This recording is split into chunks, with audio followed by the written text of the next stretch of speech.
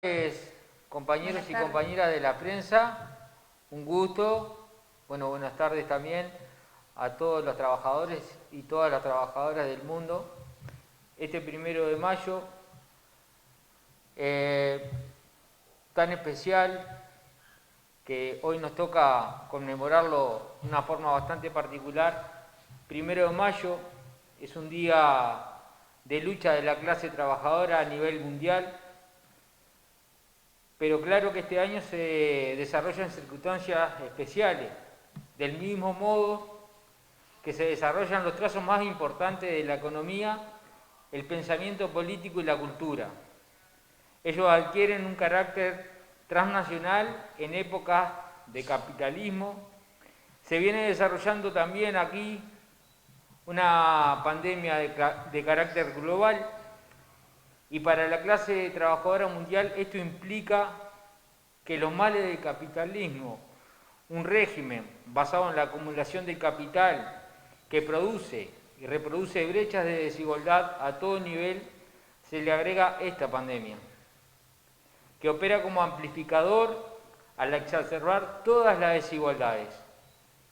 Según la ONG británica, la Oxfam, durante el año la fortuna de los 1.000 millonarios se ha recuperado al nivel previo a la pandemia, en tan solo 9 meses, mientras que para las personas en mayor situación de pobreza del mundo, esta recuperación podría tardar más de una década en llegar a subsanarse para los que sobrevivan.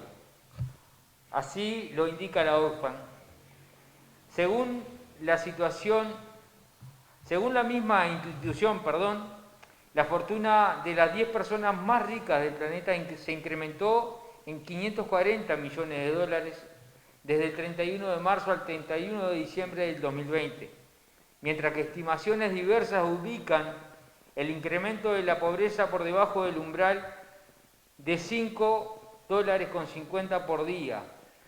Se habría incrementado entre 200 y 500 millones de seres humanos arrojados a la pobreza. La necesidad de construir una economía más humana, más igualitaria y sostenible. Y para ello se abre una discusión global sobre el papel que le cabe al Estado y a la sociedad organizada para construir una sociedad mucho más sana. Hemos propuesto, el movimiento sindical ha propuesto, un diálogo social en defensa de la vida. Lamentablemente, a pesar del crecimiento del número de contagios y el aumento de fallecidos que serían evitables, y de un alto nivel de estrés emocional para los trabajadores y trabajadoras de la salud, incluyendo el personal médico y no médico, el Poder Ejecutivo no ha estado dispuesto a abrir ese diálogo por la vida a todas luces tan necesario. Estamos convencidos que esto es una irresponsabilidad. Sin embargo, la interacción fructífera de nuestro PIT-CNT con la Universidad de la República, las gremiales médicas, institutos de investigación, actores de diferentes sectores sociales, ha permitido desarrollar un diálogo por la vida, el cual promueve integrar diversas miradas, escuchar y dialogar para imaginar movimientos que favorezcan cambio de actitud de todas las partes. La situación actual, en la cual los científicos y entidades profesionales de la salud han señalado que estamos transitando en un crecimiento altísimo que pone en riesgo la atención sanitaria, nos enfrenta a dos escenarios posibles, en el cual no se tomarán nuevas medidas para bajar la movilidad y se asumirá por parte de las autoridades que las muertes son una consecuencia de la evolución de la pandemia. Otro escenario posible es alcanzar un acuerdo que una a la sociedad en torno a una estrategia compartida, y para eso lo primero es identificar posibles vías para destrabar la situación actual. Nosotros nos inclinamos por la segunda opción, tal cual lo hemos promovido desde los primeros días en lo que nuestro país constató la emergencia sanitaria y sus consecuencias sociales y económicas. Gobierno que fracasó con el objetivo de blindar el mes de abril como forma de atenuar los efectos del crecimiento exponencial de la pandemia. La causa del fracaso es la del dogmatismo, en no reconocer que la reducción de la movilidad supone respuestas del Estado para que la gente se vea afectada y no quede desamparada. Es en ese sentido que se precisan medidas compensatorias, presencia del Estado, desde el primer momento nosotros propusimos un conjunto, todo el PIT-CNT, con un amplio espectro de las organizaciones sociales en el marco de la Intersocial, una plataforma integral de medidas entre las que figuran el ingreso básico de emergencia, canasta de servicios básicos, y en ese momento dijimos, y hoy sostenemos, que es posible que existan medidas mejores, pero no podemos acostumbrarnos al desamparo. Son cientos de miles las familias uruguayas que a lo largo y ancho del país no encuentran respuesta del Estado. Las medidas anunciadas hasta el momento para los trabajadores y los trabajadores en la informalidad, las pequeñas y las medianas empresas para el entramado productivo del país son claramente insuficientes. Una de las medidas a adoptar para mejorar el margen de acción fiscal que permita cubrir de manera adecuada sectores más vulnerables es gravar aquellos sectores que han acumulado incluso en situación de pandemia, de modo de solventar la cobertura social para los más necesitados. Primero el trabajo, pero la crisis sanitaria y económica social no puede verse solamente desde la emergencia. Probablemente pasarán muchos años para que como sociedad nos podamos recuperar de los efectos de mediano y largo plazo que dejarán el plano de la salud, el trabajo, la educación, la salud mental y las brechas de desigualdad que sus efectos en la actual matriz social capitalista trae aparejada. Es necesario, es urgente, que se adopten medidas que permitan priorizar el trabajo de los uruguayos. A esos efectos, proponemos que el ámbito tripartito se instrumente una negociación que permita definir aportes y contribuciones, responsabilidades y compromisos para la adopción de medidas necesarias desde ahora y para el periodo post-pandemia que apunten directamente al pleno empleo. Apuntamos al trabajo de calidad y en ese sentido proponemos medidas de corto plazo, como adelantar un año la inversión pública prevista en infraestructura para, a modo de ejemplo, iniciativas como el corredor metropolitano que involucra a los departamentos de Montevideo, Canelones y San José. La misma transforma la infraestructura y la conectividad de los departamentos. La iniciativa que por su forma de financiación distribuye su impacto fiscal en el largo plazo genera en el entorno de los 4.000 puestos de empleos directos y se estiman unos 16.000 puestos de empleos indirectos.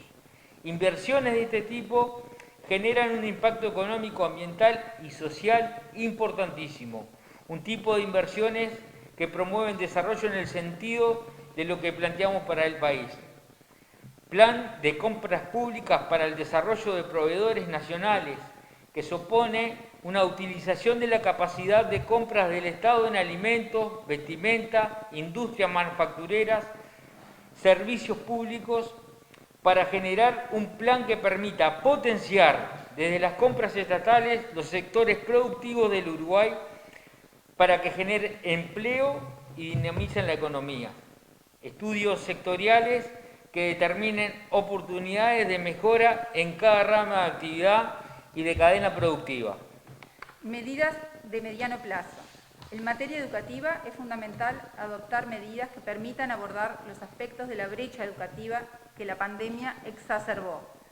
Dicho proceso supone un abordaje integral y destinar recursos suficientes. Por otro lado, nuestro movimiento sindical sostiene desde hace mucho tiempo que muchas de las desigualdades existentes en nuestro país son el resultado de la estructura productiva.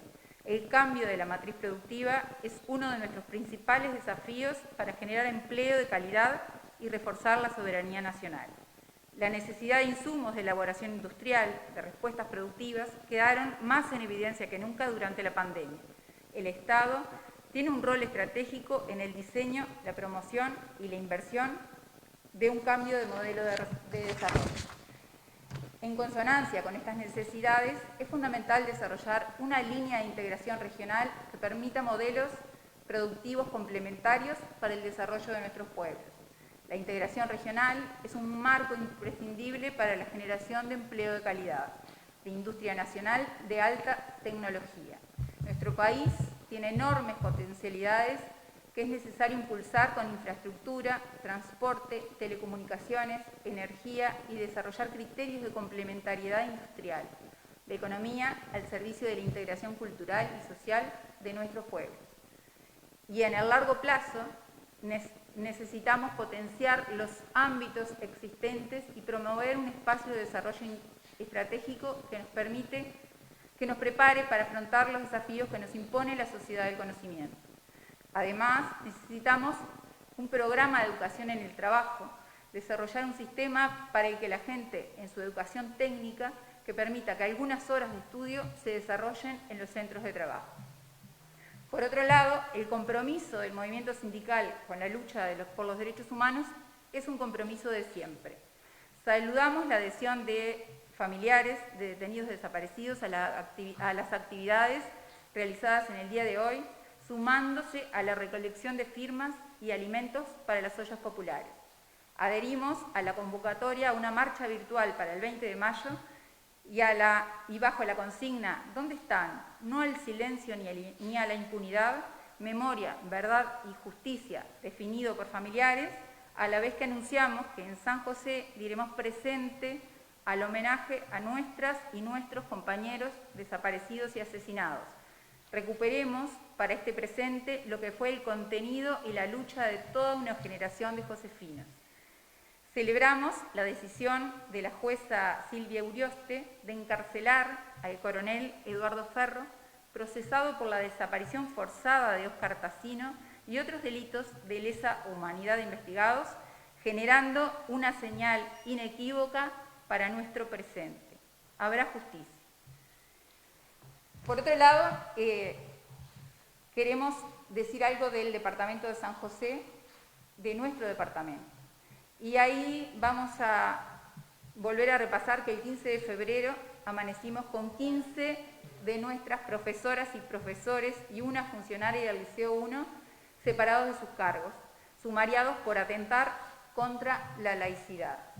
¿Qué es la laicidad para este gobierno? ¿Qué es la libertad sindical? ¿Y cómo reaccionar ante tal atropello? Hace 2 meses se inició el sumario sacando a estos trabajadores de los salones de clase, dejando más de 400 horas de estudiantes sin docentes y no han sido siquiera convocados una sola vez, demostrando que el fin de toda esta movida es ir sindical, desprestigiar a los trabajadores de larga trayectoria y despedazar la educación pública. ¿Y qué hace el plenario de trabajadores de San José frente a esto? Cierra filas y respalda el accionar de las y los compañeros, porque aquí no hay secretos. Nosotros recibimos toda la foja de actuación de Marcela Stamovitz con calificaciones de excelencia a lo largo de sus 28 años dedicados a la docencia. A su vez, los y las trabajadores de la salud, y aquí hablamos por todos, los trabajadores de los centros asistenciales, los de los hogares que albergan adultos mayores, a los que se desempeñan en los centros de INAU. Queremos manifestar al respecto que hace 14 meses del inicio de la pandemia y nuestros trabajos sumaron a las particularidades del sector, las dudas y certezas de este nuevo virus, el padecimiento de la enfermedad y las múltiples cuarentenas que agotan también a quienes se ven obligados a cubrir puestos de trabajo esenciales. Recordamos que la amplia mayoría de los trabajadores del sector salud son mujeres, por lo que la suma de horas cubriendo a los que enferman o están en cuarentena en los lugares de trabajo y las tareas de cuidado y acompañamiento de los niños en los hogares ha producido un aumento del estrés hasta niveles jamás imaginados. No estamos diciendo aquí que las mujeres movamos el mundo, pero casi. Vislumbramos lentamente un cambio en las nuevas paternidades, pero falta y falta mucho. Estamos las mujeres mayoritariamente en la primera línea en varios de estos frentes. Y aquí nos gustaría recordar que el sistema de salud está organizado en 3 niveles. El tercero, que comprende las áreas asistenciales y los CTI, están en la situación que dijimos. El segundo, que corresponde a las unidades de emergencia móvil y a las puertas de emergencia, están igualmente complicados. El primer nivel de atención, que son las policlínicas, que están totalmente paradas, lo que implica que el 95% de las consultas que se resuelven allí no están siendo atendidas. Como trabajadores y como usuarios, que sostenemos con nuestros aportes todo el Sistema Nacional Integrado de Salud, hace meses que venimos denunciando esta situación que al día de hoy permanece incambiada. Reafirmamos nuestra solidaridad con la Coordinadora Popular y Solidaria de Ollas y Merenderos, que aglutina una red que viene sosteniendo la respuesta difícil a la situación que vive nuestro pueblo. En los barrios populares, a lo largo y ancho de nuestro país, ha sido la solidaridad de la gente organizada la que permitió responder a la emergencia social que desató la pandemia y a la cual el Estado no ha dado respuesta. En el día de hoy ha sido una nueva demostración de la solidaridad de nuestro pueblo, pero también de la conciencia que existe en la ciudadanía de que la contención del Estado es claramente insuficiente para abordar la dolorosa situación que atravesamos. Llegar a un convenio colectivo que alcance a los trabajadores públicos y que exprese la voluntad de recuperar el salario real en algún momento y dar solución a la situación de la gente que se ha quedado sin trabajo. Y ahí. En materia de seguridad social, entendemos que el proceso por el cual está planteada la discusión supone un ajuste también contra el trabajo. Se necesita una reforma de la seguridad social, pero muy distinta a la que plantea el Poder Ejecutivo. Es necesario un modelo de seguridad social sin AFAPs, solidaria, intergeneracional, sin fines de lucro, universal, analizando la seguridad social en línea con los sesgos fiscales que existen en el país. Los trabajadores aportamos un 15% de nuestros ingresos y los empleadores un 7%. Es necesario analizar formas contributivas que permitan identificar qué sectores de empleadores son los que tienen condiciones de aportar más y, en consecuencia, con un criterio progresivo del aporte. ¿Sigue ahí? Bien.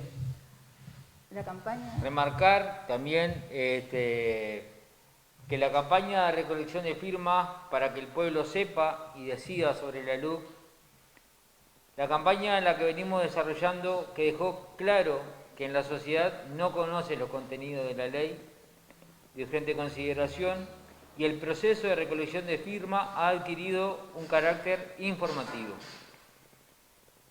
que supone al mismo tiempo habilitar un mecanismo de democracia directa para que la sociedad se pronuncie. Entendemos que el formato de urgente consideración previsto como mecanismo excepcional fue utilizado para aprobar una ley ómnibus que integra varias leyes en el mismo contenido.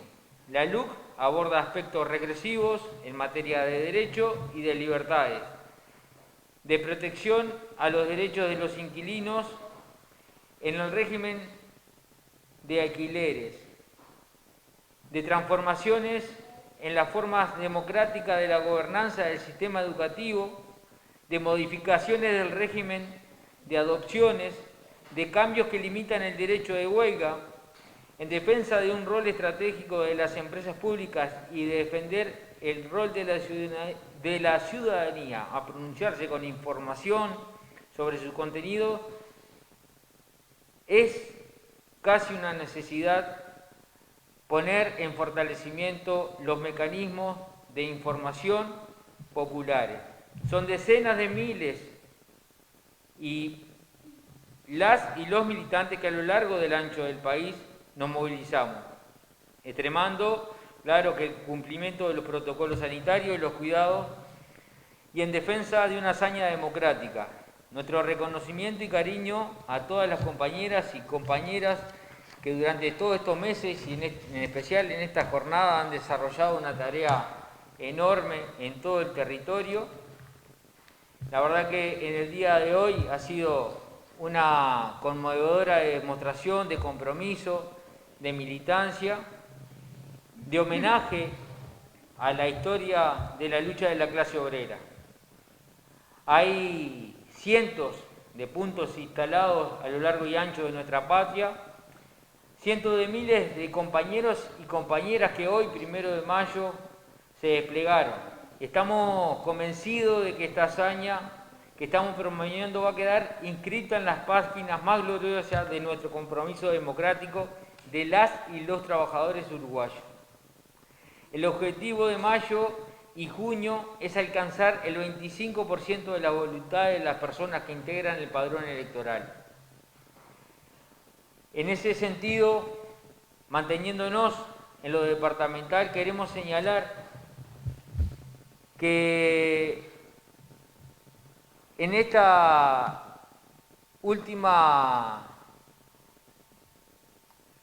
últimos meses hemos transitado denunciando un sistema perverso de contratación de trabajadores que hoy se encuentran endeudados.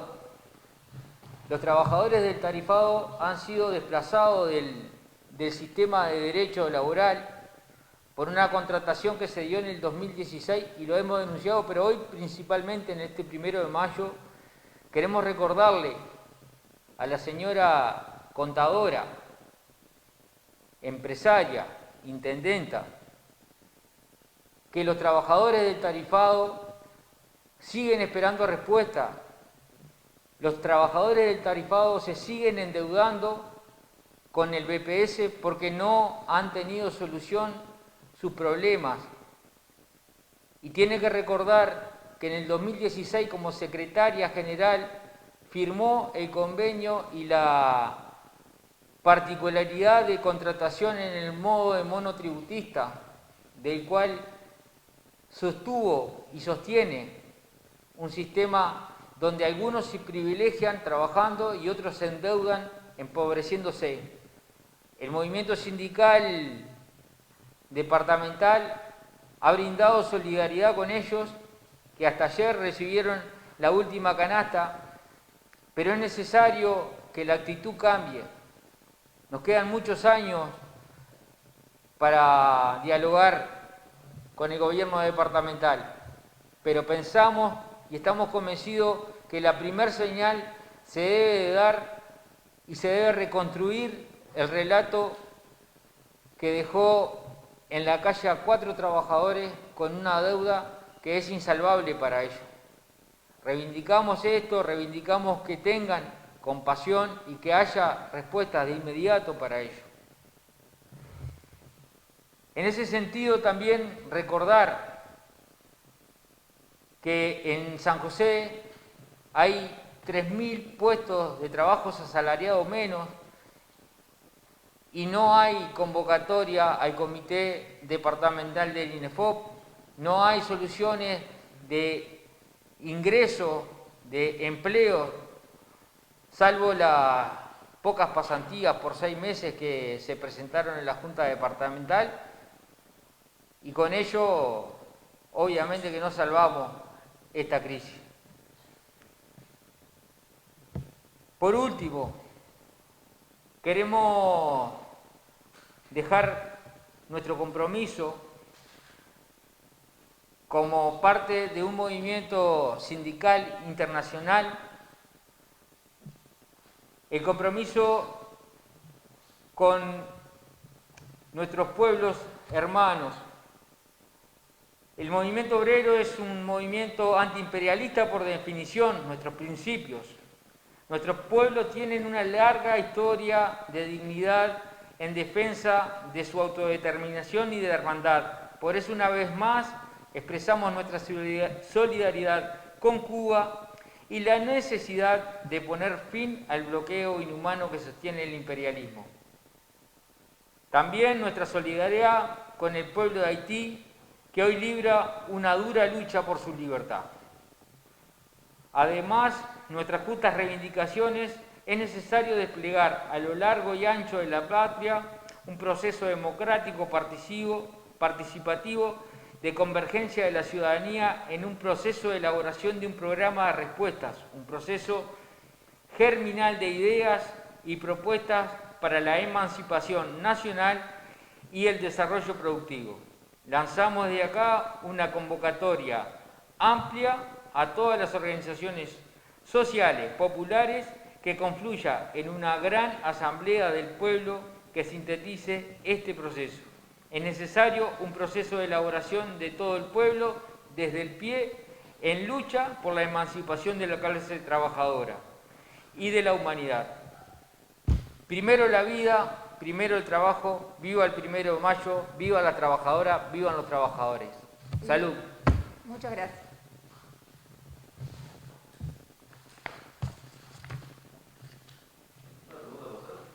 Sí. No, en parte la pregunta es reclama la convocatoria del Comité Departamental de INEFOP. ¿Quién debe convocarlo y para qué, digamos, ese reclamo de convocatoria? El comité del INEFOP lo que tiende a buscar es creación de trabajadores capacitados para las nuevas tecnologías o para los sectores donde no hay un amplio conocimiento. Entendemos que es necesario la convocatoria no solo para adquirir nuevos conocimientos, sino también para proponer ingreso de otros tipos de trabajo o el desarrollo de otros productos de trabajo en el departamento. Y por supuesto que es la Intendencia quien tiene que captar inversiones o dialogar con empresarios para desarrollar en el terreno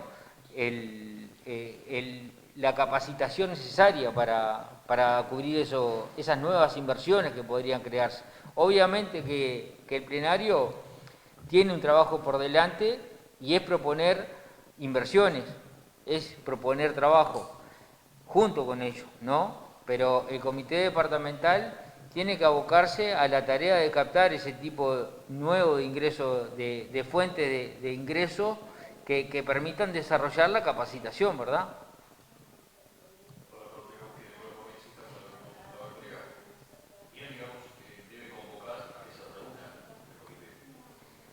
El comité debe reunirlo en la Intendencia, o sea, debe convocarse desde la Intendencia en esa lógica del desarrollo del trabajo, de las inversiones que puedan captarse a nivel departamental y de un diálogo que es lo que hemos propuesto con todas las partes. O sea, no es únicamente la Intendencia, es la Intendencia quien debe dinamizar ese ámbito. ¿Bien?